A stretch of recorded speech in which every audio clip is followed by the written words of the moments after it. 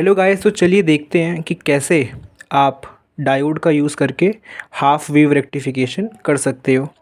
मेरे हाथ में ये IN5399 डायोड है। ये एक रेक्टिफायर डायोड है जिसका वोल्टेज और करंट रेटिंग कितना है, 1000 वोल्ट और 1.5 एम्पियर।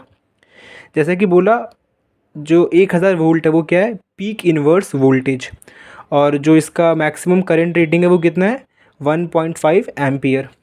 इट मीन्स कि जो मैक्सिमम डीसी ब्लॉकिंग वोल्टेज है वो 1000 वोल्ट है, और जो मैक्सिमम करंट है जो आउटपुट साइड आपको मिल सकता है या कोई एक लोड इस डायोड से खींच सकता है करंट, वो है 1.5 एम्पियर। ये ध्यान रखना क्योंकि 1.5 एम्पियर बहुत इंपॉर्टेंट है। ठीक है, तो आपको आउटपुट साइड कितना मिलेगा, 1.5 एम्पियर मैक्स टू मैक्स। तो चलिए देखते हैं कि कैसे इस डायोड का यूज़ करके हम हाफ वेव रेक्टिफिकेशन करते हैं किसी एसी सिग्नल का। सो अगर आप देखें इस डायोड के अंदर, तो इसमें एक पॉजिटिव पार्ट है and this is the negative part. जो ब्लैकिश पार्ट है वो पॉजिटिव है और जो ग्रेइश पार्ट है वो नेगेटिव है। ठीक है, सो हम इस ब्लैक पार्ट पे क्या करेंगे, पॉजिटिव एसी सिग्नल अप्लाई करेंगे। ठीक है, और जो आपका ग्रेइश पार्ट है हम लोग वहाँ से आउटपुट लेंगे इन दी ऑक्सीलोस्कोप, देखेंगे कि क्या आउटपुट सिग्नल है। सो हमारे पास ये डायोड है एंड क्या करता हूँ मैं इसको ब्रेडबोर्ड पे लगा देता हूँ यहाँ पे। Okay, so we have did this thing. यहाँ पे हमने क्या किया, डायोड को लगा दिया।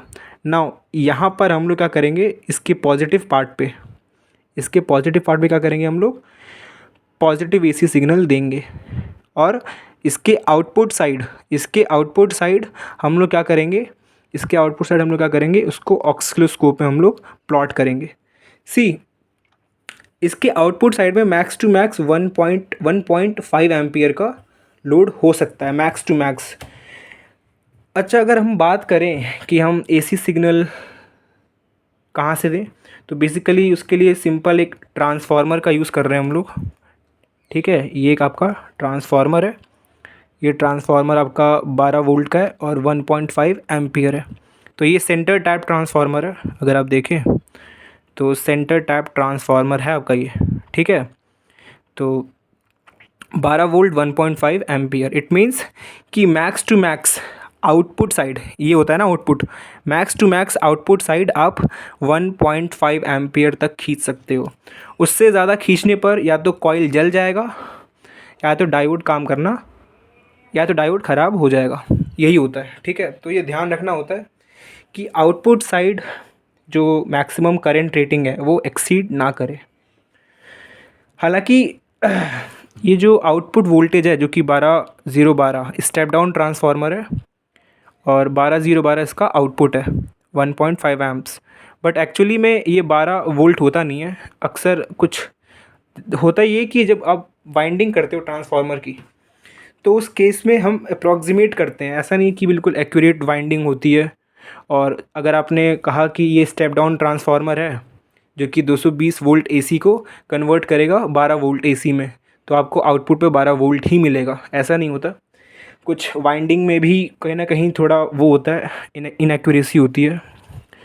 और कई बार क्या होता है कि ग्रिड से अगर आपको जो वोल्टेज मिल रहा होता है एसी वोल्टेज, उसमें भी कई बार नॉइज़ होता है, तो उस वजह से आपको कई बार वोल्टेज ऊपर नीचे देखने को मिलता है।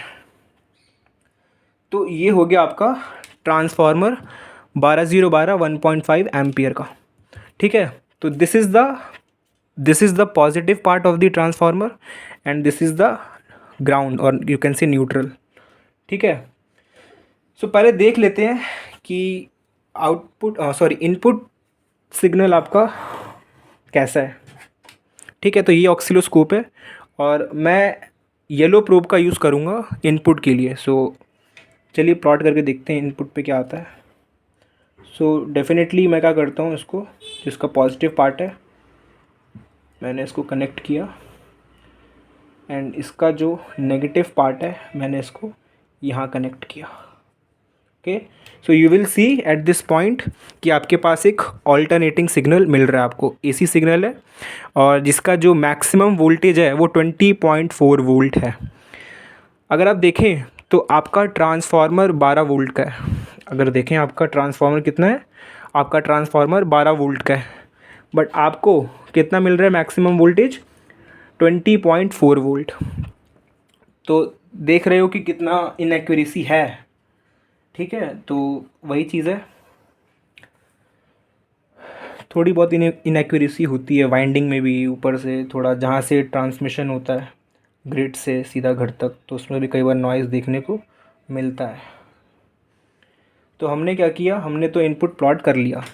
ठीक है, तो इस इनपुट का जो पॉजिटिव पार्ट है मैं इसको इस डायोड के पॉजिटिव पार्ट पे लगा दूंगा।